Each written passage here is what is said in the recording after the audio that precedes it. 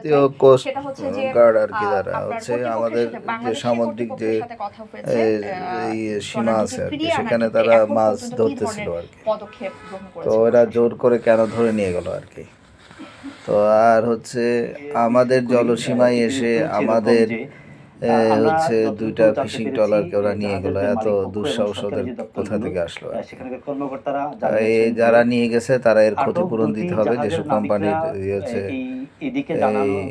এই মাছ ধরা ট্রলারগুলো নিয়ে গেছে তাদেরকে যে ক্ষতিপূরণ দিতে যদি দিতে হবে। বাংলাদেশ নৌবাহিনীর সেখানে তো ওই যে 80 জন নাবিক আছে নৌবাহিনীর আর কি। প্রধানকে ফোন করেন বা জেলে যোগাযোগ করে জেলে 80 বিষয়টা হচ্ছে উত্তেজনা জেলে বলেন নাবিক অথবা সহ আছে, সে দুইটা পর্যায়ে ট্রলার নিয়ে যোগাযোগ গেছে হয়, মাছ ধরা। তাহলে এটি খুব সহজেই এটা হচ্ছে সমাধানযোগ্য ভারতের বা হচ্ছে সমাধান নিষ্পত্তি আগ্রাসী হয়ে যাবে। হচ্ছে তো আমরা যতটুকু জানি মনোভাব যে আর আসলে কি। সেই তো সেভাবেই ভারতের আগ্রাসী এগোচ্ছে মনোভাব বাংলাদেশ থেকে সরকার। হচ্ছে সরকারের যে বিভিন্ন উইং রয়েছে, আমাদের হচ্ছে নৌবাহিনী, কোস্টগার্ড, রক্ষা পেতে নৌ হবে, পরিবহন এবং কারণ ওরা হচ্ছে পররাষ্ট্র আমাদের উপর মন্ত্রণালয়, জুলুম শুরু তারা করে দিচ্ছে। বিষয়টা নিষ্পত্তির চেষ্টা করছে। এই জায়গায় একটু বলে রাখা দরকার যে এটি আসলে বোঝাপড়া ছাড়া, সমঝোতা ছাড়া সহজে নিষ্পত্তি করা সম্ভব নয়। যদি আইনি প্রক্রিয়ায় চলে যায় তাহলে এই দুটি ট্রলারকে বাংলাদেশে ফিরিয়ে আনা অনেকটা সময় সাপেক্ষ হবে এবং নাবিকরাও এক ধরনের বিপদের মধ্যে পড়ে যেতে পারে, কারণ তাদেরকে হয়তো দীর্ঘ সময় সেখানে অপেক্ষা করতে হতে পারে। তবে সংশ্লিষ্টরা বলছেন যদি কর্তৃপক্ষ খুব কৌশলে এবং বিচক্ষণতার সাথে বাংলাদেশ সরকার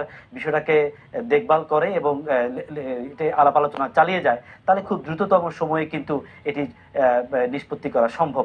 আর আপনার প্রথম যে প্রশ্নের উত্তর, সেটি হচ্ছে আসলে বাংলাদেশ ভারতের যে একটা শীতল সম্পর্ক যাচ্ছিল, সেই সম্পর্ক কিন্তু একটু উষ্ণতা পেয়েছিল বলা যায় গতকাল ভারতের যে পররাষ্ট্র সচিব বাংলাদেশে আসার মধ্য দিয়ে। নতুন করে দু দেশের মধ্যে কিন্তু এক ধরনের বোঝাপড়ার জায়গা তৈরি হয়েছে। তবে এর মধ্যেই সেই একই দিন গতকাল এই ঘটনার মধ্যেই কিন্তু এই আটকের বিষয়টা হলো। তো আশা করি, আমরা আশা করছি যে আসলে দু দেশের যে সুসম্পর্ক, এতে এই যে ছোটখাটো বিষয়গুলো যদি আমরা এড়িয়ে যেতে পারি বা সবাই সতর্কতার সাথে স্ব ক্ষেত্র থেকে দায়িত্ব পালন করে, তাহলে হয়তো এই সমস্যাগুলো থাকবে না। ফখরুল, ধন্যবাদ আপনাকে। দর্শক, চট্টগ্রাম স্টুডিও থেকে